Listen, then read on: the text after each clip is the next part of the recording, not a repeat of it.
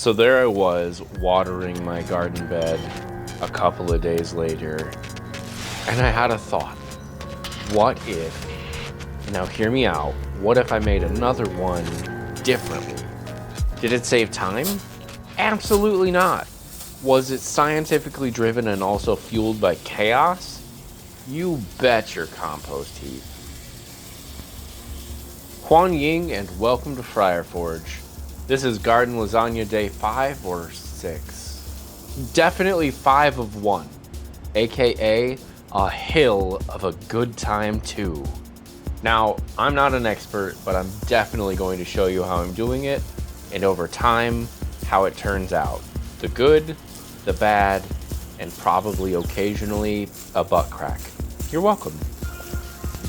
Now let's do a quick recap. In the last 4-ish installments of what I've affectionately dubbed the Garden Lasagna series, but what everyone else is going to recognize as Hügelkultur or mound culture or lazy gardening, you've got to watch me prep cardboard, expertly install it in very precise and deliberate fashion.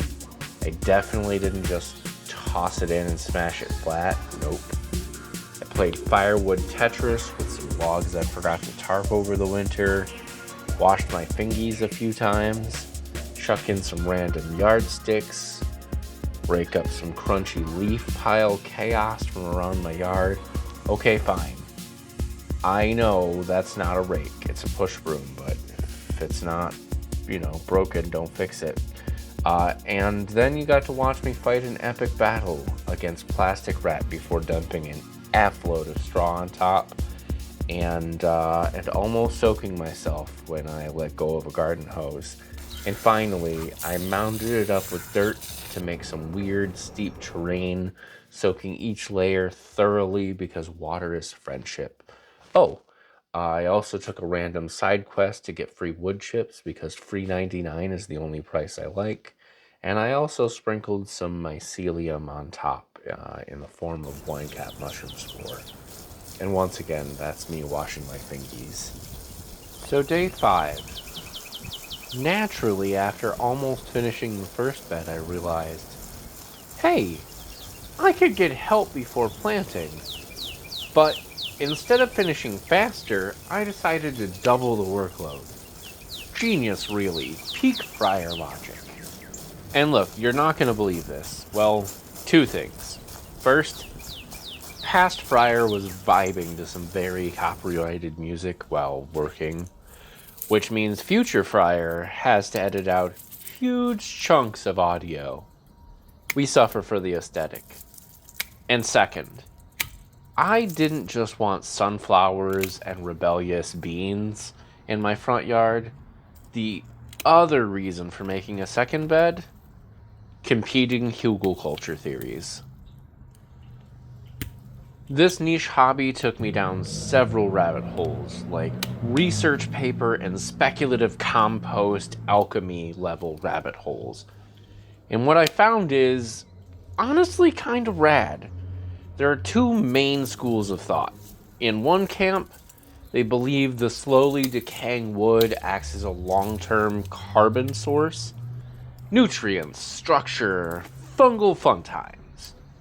And the other camp, backed by actual soil science, kinda rude, argues that decaying wood can temporarily tie up nitrogen and potentially harm plants, especially in the first few years.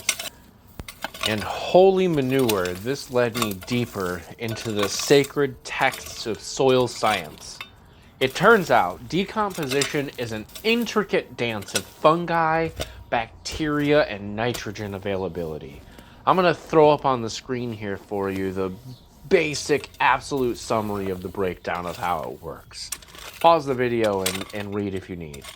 Which got me thinking, what if instead of the usual method of cardboard, chunky wood, sticks, yard waste, then straw, dirt, wood chips, and fungi, I flipped the formula. If I instead did cardboard and then chunky wood and wood chips, then wine cap mushroom straw spawn and then straw, let it rest for a few days, and then put some Yard waste, more straw, dirt, and another layer of wood chips on top. Basically, I'm trying to create an early stage mycelium network with this Strophoria rugusulata. I'm sure the internet's going to correct me in how I mispronounce wine cap mushroom spores, but it doesn't matter. I wanted that closer to the woody base to give it time to settle in before the layering gets to rest. And voila! Here's the space I picked. A super underwhelming front bed featuring a tragic ornamental tree doing jazz hands into the wind. I started by pruning just enough to keep the garden mound that I'm building from turning into a full-on tangle war with it and the evergreen next door. Then the boss fight. Last year's ornamental nightmare.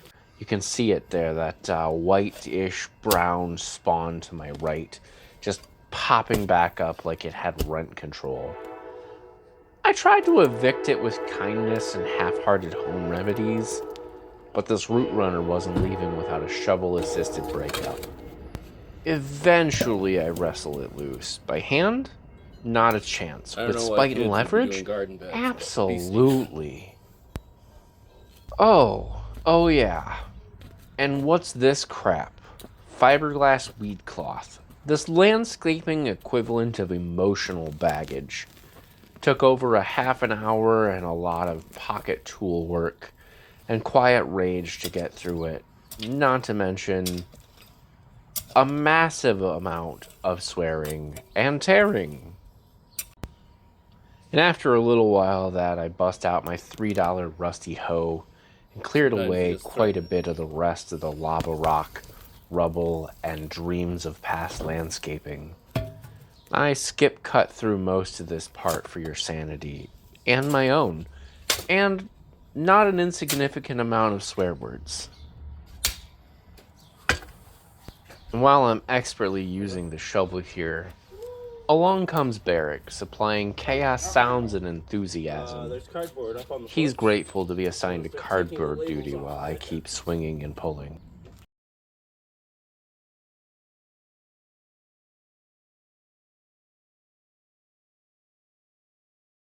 So you remember how earlier I might have mentioned something about jamming or vibing out to something pretty cool, and how past Friar didn't think about the fact that future Friar was going to have to edit out large chunks of audio because, well, you can't share it? Well, anyway, this section, definitely, almost probably not that.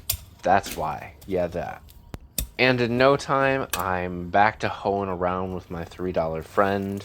A little bit rusty, but I'm not. It did really well for shaping this mound into a subtle slope towards the street, just so my garden bed doesn't become a sponge.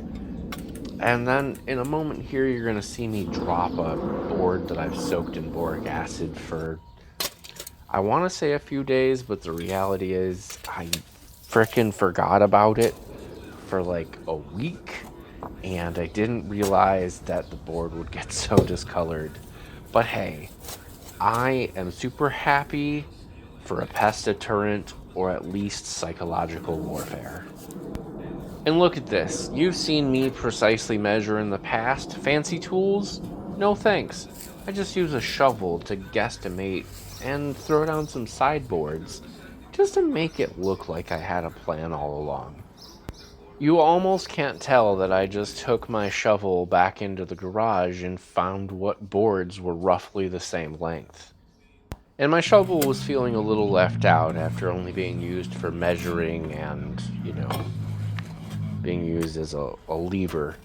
So I spent a little more time evening this out to make myself feel better. And now that all of the hard work is done, it's time for the base layer of cardboard. Measured precisely, pressed into service, stomped flat, and soaked like the regrets of my 20s. And so that brings me to some advice I'm going to give to you, and I only started taking on this particular project, and that is soak each and every individual layer of cardboard. I'm not saying open up the boxes that are knocked flat and spray in the middle. Definitely you want 2 or 3 layers of cardboard.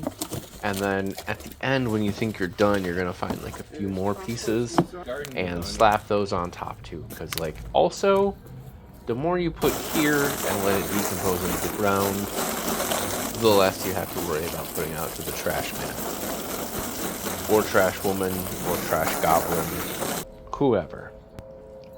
Next up, firewood Tetris.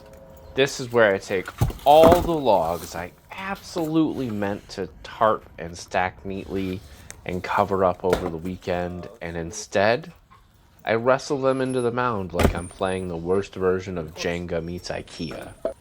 No two pieces are the same shape, they're mostly the same size, and very few of them are the same species. Some are dry, some are damp. One of them may or may not be hosting a tiny colonization of beetles. But here's the logic.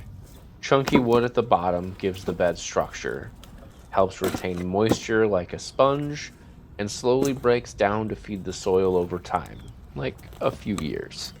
That's the idea anyway. In practice, I'm mostly trying not to crush my foot while stacking them in. What I'm going to go ahead and call strategic chaos. It's not pretty, but neither am I before 9 a.m. and some hot tea, so we're keeping it real around here. And then, oh yes, then it's time for wood chips. I drag them in like some kind of goblin at market, cackling internally, ready to trade shiny stones for compost dreams. This isn't just any mulch drop, no. This is the grand unveiling of my crumbly, half-composted treasure hoard. It's the moment where the garden bed starts to look like something a woodland witch might nap in. I fling chips around like I'm casting a spell.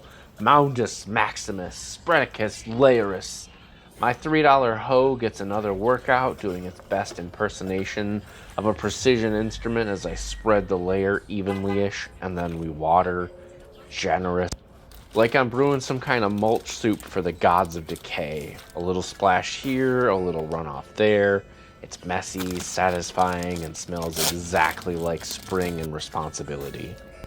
Oh, and we're adding wine cap mushroom spawn from North Spore because honestly, mushrooms make everything better. Soil health, better. Moisture retention, better. Garden mystique, absolutely enchanted. I mean, hear me out. What's more magical than edible fungus weaving secret underground networks while you sleep? Nothing, that's what. The package, however, had other ideas. It clearly didn't want to open peacefully, so we skipped straight to knife diplomacy. Sometimes a firm yet respectful conversation with a sharp object is the only way. And once I get it open, it's like tearing into a bag of weird, earthy marshmallows, spongy like nuggets of potential.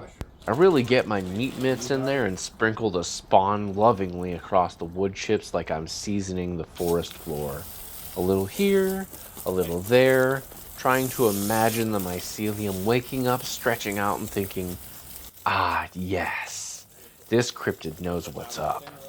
And once you get done with that, add water, like 13.8 billion year recycled water. You know, blessings of the forest water, hydration's life. Mushrooms are divas, they want moisture, but not too much. They want shade, but not total darkness. They want drama, but like in a cozy way. Now straw. I remembered my lesson from the great straw uprising of 4 of 1. Fool me once, shame on me. Fool me twice, no chance. We're going straight to blade diplomacy. No more wrestling with that bailed up chaos like it's got something to prove. Slice, shake, scatter. Like feeding time for the compost gods. I drop it in the wind and let nature lend a hand. Gusty day? Perfect. That's just bonus distribution. Layer by layer, it's becoming something, like a mulch lasagna, a crunchy duvet, a cozy carbon blanket for the fungal underworld I'm trying to cultivate. And of course, we top it all off with gorgeous, beautiful water. Give the straw a nice drink, help it settle in, start softening up. It's not just hydration, it's the beginning of decomposition, the good kind. Plus, everything looks more on purpose when it's damp and tidy. Trust me, wet straw, peak garden aesthetics. A few days later, I return refreshed, rehydrated, and dressed in what I can only describe as a very sensible gardening outfit. Nothing says excellent decision making like a white button up shirt covered in pineapples, am I right? Especially while handling cow poop. High fashion meets farm funk. Now, of course, leaving a lineup of dirt bags, manure sacks, and an unholy pile of wood chips, some of them in Aldi bags, lounging around in your front yard for a few days, totally optional, but hey, nothing says local garden cryptid lives here quite like a suburban lawn that looks like a mulch-themed yard sale. My neighbors didn't even blink. They've learned to expect this kind of feral horticulture from me. Alrighty, here's where things get science-y and just a little chaosy again. We're deep in the Hügelkultur Garden Lasagna trenches now. So let's talk about the big debate, the final layer. Two major schools of thought. School one, never mix in dirt, just mulch it and let nature handle the heavy lifting. Slow and steady wins the race. School two says, that's adorable, and throws down a blend of compost, peat moss, manure, and garden soil, creating a rich, nutritious top layer for immediate planting. And look, I respect long-term planting, but this bed has got a job starting now, not 5 seasons from now. So I went with Team Nutrient Bond. So there I am, standing kind of triumphantly over what I thought was my perfectly mixed soil pile, feeling like a garden witch who just brewed the ultimate dirt elixir when I saw it. One last sneaky bag, just chilling off to the side like it hadn't just missed the memo. Naturally, I opened it with a sigh of someone who knows they brought this chaos upon themselves, dumped it in, and why stop there? Added a half a bag of manure for that rich, earthy funk. Then I got to work, elbows deep, no gloves, just bare-handed goblin alchemy. Smashing clumps, blending textures, whispering encouragement to the worms. Once the mess was nice and funky, I gathered the edges of the tarp, and like a goblin hawking mystery goods at a chaotic forest market, I dumped it into the mound. Did I use a rake to spread it out? Why, yes I did. I'm sorry. What? That's a push broom? No, never. Then came the sacred time for rinsing the fingies, followed by a full-on garden baptism. Soak that mound like a sponge in a summer downpour, because in this house, water is friendship, and wet dirt is good dirt. And just like that, now the grand finale, the wood chips. You know what they say, wood chips are like the cherry on top of a garden sundae. Or maybe it's the final dash of seasoning that ties everything together. Either way, I'm dumping those bad boys out like a goblin at market, setting up his stall to lure in adventurers. The best treasure possible, just a chaotic heap of potential. I hoist my Aldi bags into frame like they're the last piece of a long-awaited puzzle and slam down the wood chips go. Straight into freshly moistened soil like a cozy blanket of mulch magic. I spread them out with my trusty rake that's seen more questionable decisions than a medieval court jester. I mean, I really give them the royal treatment. Just like I'm smoothing out the earth to welcome the fungal kingdoms I've summoned. And don't forget the watering, because what's a bed without a bit of love from a hose? I douse it like it's my plant's first spa day. Saturate it so well it practically starts asking for cucumber water. And that, my friends, is the absolute chaos and beauty that is my garden bed. It may not look like much right now, but give it time, and nature will work its weird, wild magic. Xie xie guan lan. Thanks for watching. Like, comment, and subscribe if you're into chaotic gardening, questionable decision making, late night random kung fu, or mushroom dirt sorcery. We might not always know what we're doing, but we're always having fun along the way.